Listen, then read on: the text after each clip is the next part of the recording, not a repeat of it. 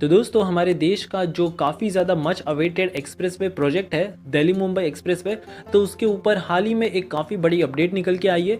दरअसल नितिन गडकरी जी ने यहाँ पर कहा है इसका 60% ऑफ वर्क कंप्लीट हो चुका है और 1 साल के भीतर ये एक्सप्रेसवे पूरी तरह से रेडी हो जाएगा। वैसे तो लॉकडाउन के टाइम पे इसकी डेडलाइन को रिवाइज कर दिया गया था, 2024 रख दिया गया था, क्योंकि यहाँ पर कई सारे इश्यूज निकल के आए थे। लैंड एक्विजिशन, फिर लॉकडाउन अनाउंस कर दिया, वर्कर्स भी प्लान कर चुके थे, लेकिन अब फाइनली ये प्रोजेक्ट अपने ट्रैक पर काफ़ी तेज़ी से लौट आया है और अब ये जल्द ही कंप्लीट होने वाला है। वैसे आपको बता दें कि हमारे देश में 7 लाख करोड़ रुपीस के ग्रीन एक्सप्रेस हाईवे बनाए जा रहे हैं। इससे न केवल ही एयर पोल्यूशन और ट्रैफिक जैम कम होगा, बल्कि लॉजिस्टिक और ट्रांसपोर्टेशन कॉस्ट भी काफी ज्यादा ड्रास्टिकली डिक्रीज होगा। और पूरे देश में जो 7 लाख करोड़ रुपीस के एक्सप्रेस और हाईवे के प्रोजेक्ट है, तो इसमें से तो अकेले 60,000 करोड़ रुपीस एक major chunk national capital Delhi में खर्च किया जा रहा है। यहाँ पर कई सारे एक्सप्रेस और हाईवेज पर काम किया जा रहा है और इनमें से एक है द्वारका एक्सप्रेसवे, जो कि डेफिनेटली काफी बड़ा इंजीनियरिंग मार्वल है। अब हमारा ये जो दिल्ली मुंबई एक्सप्रेसवे है, तो इससे जो ट्रैवल टाइम है तो वो तो 12 घंटों में सिमट के रह जाएगा। इनिशियली इसके फर्स्ट फेज के दौरान 8 लेन्स का बनाया जाएगा, लेकिन सेकेंड फेज के दौरान इसे 12 लेन्स का कर दिया जाएगा। वैसे आपको बता दें कि हमारे देश में ये दिल्ली मुंबई एक्सप्रेसवे एकदम हाईटेक एक्सप्रेसवे होने वाला है, क्योंकि इसे state of the art technologies, advance engineering और इंटेलिजेंट ट्रैफिक मैनेजमेंट सिस्टम, इन सभी को एक काफी बेहतरीन ढंग से इंटीग्रेट करने के बाद ये फाइनली ग्रीन एक्सप्रेसवे तैयार हो रहा है। तो अब मैं आपको बताता हूँ इस एक्सप्रेसवे के टॉप 10 फैक्ट्स के बारे में। So let's begin.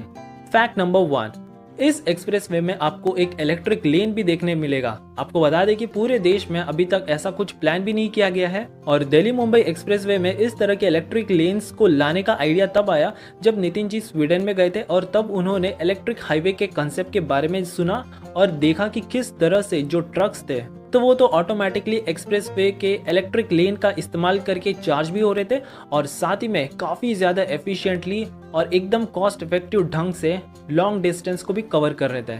तो बस इसी तरह के एक इलेक्ट्रिक लेन को कंस्ट्रक्ट करने की यहाँ पर बात चलाई गई है।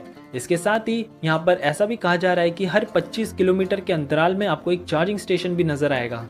वैसे सोचिए, अगर इस तरह के इलेक्ट्रिक लेन्स हम सभी एक्सप्रेसवे में बना दें तो डेफिनेटली जो इलेक्ट्रिक व्हीकल का इकोसिस्टम है तो वो तो अपने आप ही डेवलप हो जाएगा। कि मैं स्वीडन में देख के आया था कि मैं इलेक्ट्रिक ट्रक, इलेक्ट्रिक बस, ये 20-20 किलोमीटर अभी दिल्ली मुंबई हाईवे हम बना रहे हैं, उसमें आप हमारा ये काम आप ही लीजिए, मैं देने के लिए आपको तैयार हूँ। हमारा 50% हाईवे बन गया, 1 लाख करोड़ का एक ही हाईवे है और दिल्ली से मुंबई 12.5 घंटे में कार में जाएंगे आप, access control up to JNPT।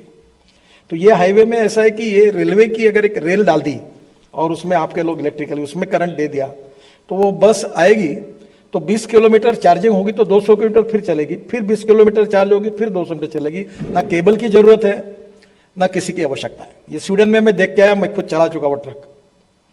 अब उसमें इंडिजिनस टेक्नोलॉजी करके अगर ये हो जाएगा तो इससे 3-4 टेक्नोलॉजी है जिससे पूरे रोड पर इलेक्ट्रिसिटी हो। जो आप अभी कंडक्शन की बात कर रहे थे, मैंने एक कॉन्क्रीट रोड देखा स्वीडन में जिस पर बस खड़ी थी और नीचे में उसके कुछ एक सांप जैसा करते वो लग गया, करंट चार्जिंग चल हो गया, तो कंक्रीट पे चार्जिंग हो रहा था।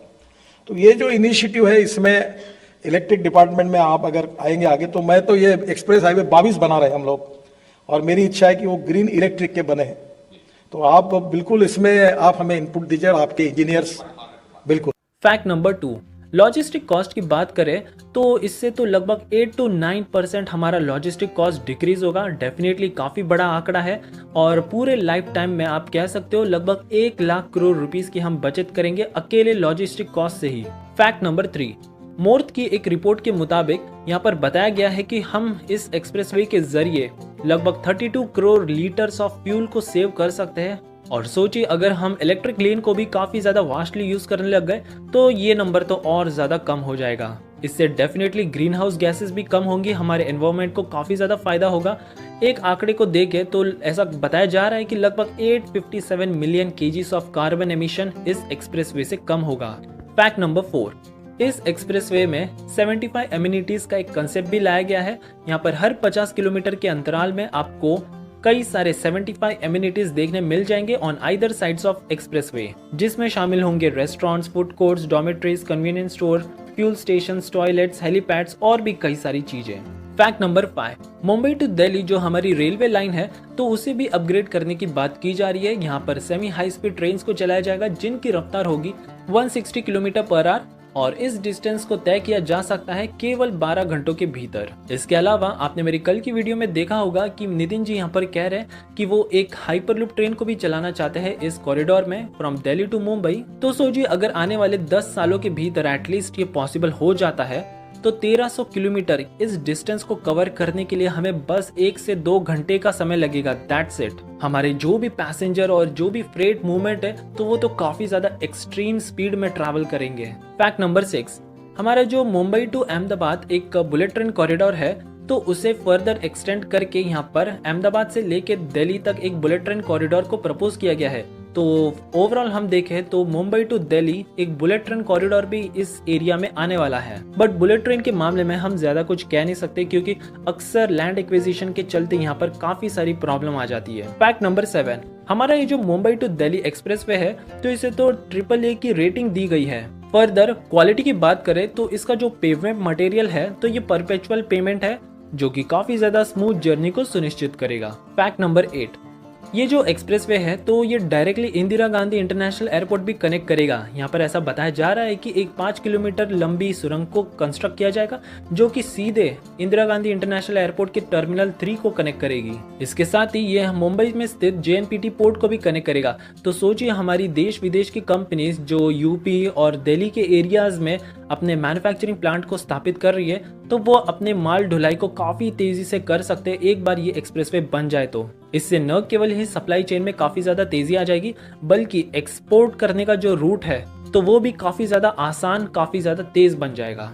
फैक्ट नंबर 9, यहाँ पर जितना हो सके तो उतना ज्यादा अनइंटरप्टेड ट्रैवल एक्सपीरियंस प्रोवाइड करने की कोशिश की गई है।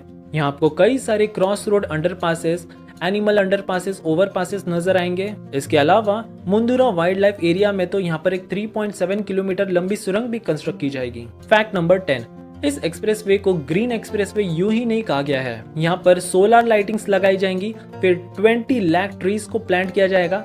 इसके अलावा रेन वाटर हार्वेस्टिंग का भी यहाँ पर काफी ज्यादा ध्यान दिया गया है। हर 500 किलोमीटर के अंतराल में एक रेन वाटर हार्वेस्टिंग सिस्टम को डेवलप किया जाएगा। तो ओवरऑल देखा जाए तो एक काफी ज्यादा sustainable, smart, green, future ready expressway को यहाँ पर तैयार किया जा रहा है। वैसे इन 10 फैक्ट्स में से आपका कौन सा फेवरेट फैक्ट था हमें कमेंट्स में जरूर बताएं। और साथ ही में अगर आपको इन फैक्ट से कुछ एक्स्ट्रा इन्फॉर्मेशन जानने मिली है आज तो प्लीज मेरे वीडियो को लाइक कीजिए, शेयर कीजिए और मोस्ट इंपॉर्टेंटली सब्सक्राइब कीजिए मेरे चैनल को। See you soon in next video. Till then goodbye and take care.